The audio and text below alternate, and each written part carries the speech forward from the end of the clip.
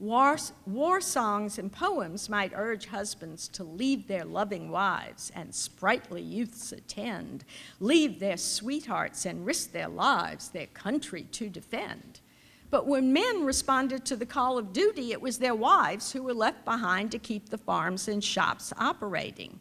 The responsibilities these women shouldered was great, for if they failed, there would be nothing to come home to in victory or defeat. For most women, the experience of taking over traditionally male work roles was a nightmare, since these tasks were added to their own household and childcare tasks. Students of mine do not understand. They think that what women did was put flowers on the table and polish their polish and decorated there. They didn't realize that women were manufacturers. They took raw materials and produced the household goods and food that were needed in order for a family to survive. And they did this while being pregnant pretty much every 2.5 years until they could be pregnant no more. I have 2 children, and that pretty much wore me out. So I don't know how they managed. When their husbands went off to war, the woman might be pregnant. She might have a baby in her arms. She had several young children.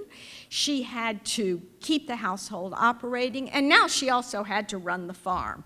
It was not liberating for most women. But for some, this experience of crossing gender work roles meant acquiring new levels of confidence and a new sense of accomplishment. There is no better example of this than the most famous exchange of letters among all women's historians of the American Revolutionary era.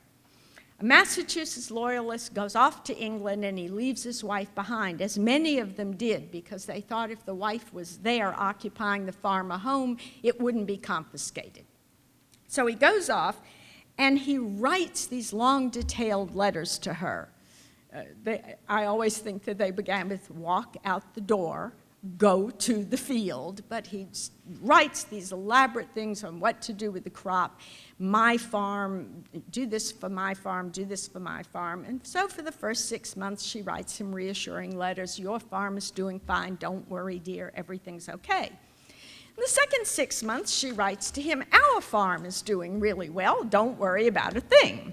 And after a year, can you guess what the pronoun was? My farm is doing well.